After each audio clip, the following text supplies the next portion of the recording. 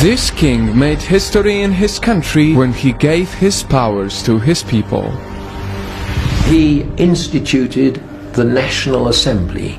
He realized that people needed to be involved more in their own government. While many protests are happening in other countries, millions of people fighting for democracy, hating their government, in one country, it's the other way around.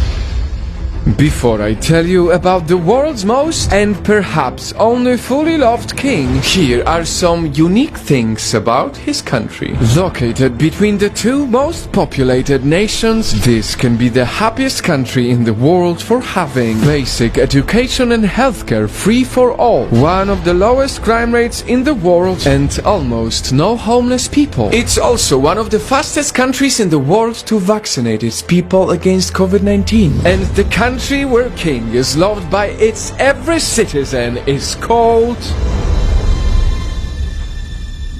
Bhutan. This is Jigme Sini Wangchuk, the fourth king of Bhutan, who changed the whole system of his country when he decided to give his power to his people. We are thriving. And the reason we are thriving is because we've been blessed with extraordinary kings. But the Bhutanese love him so much that they literally refuse democracy. His Majesty undertook many tours around the entire country, met with every member, a representative of every member of the family in each district.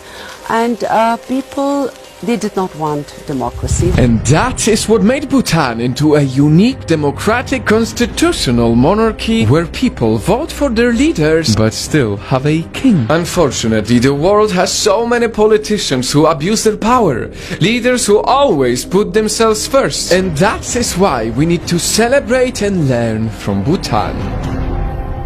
I truly believe that for a very small country like Bhutan, with an even smaller population, it is extremely vital that we have a shared national objective. In fact, Bhutan's strategy is so unique that its top priority is gross national happiness. You heard it right. Not gross national product, but gross national happiness. Gross national happiness, therefore, becomes a responsibility of the government or a mandate of the state to create an environment where citizens can pursue happiness. They have an actual law that states if the government cannot provide happiness, there is no reason for the government to exist. How unique type of politics is that, and how many countries could really use that? Back in the 1970s, our first king famously pronounced that for Bhutan, gross national happiness is more important than gross national product. Gross national happiness is being able to find the right balance between economic well-being and emotional well-being. And the legacy continues up to its fifth and present king, Jigme Namgyel Wangchuk, a king who personally visited many areas in his country to spread awareness about COVID. That is why Bhutan was one of the fastest nations to vaccinate everyone.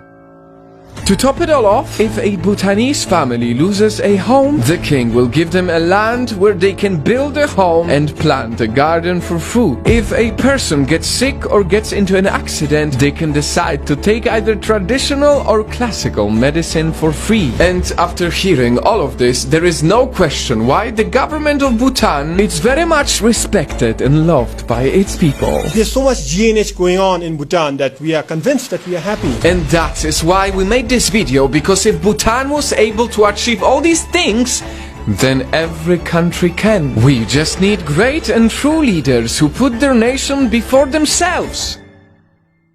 Today we celebrate Bhutan, but one day I hope we can celebrate every single country.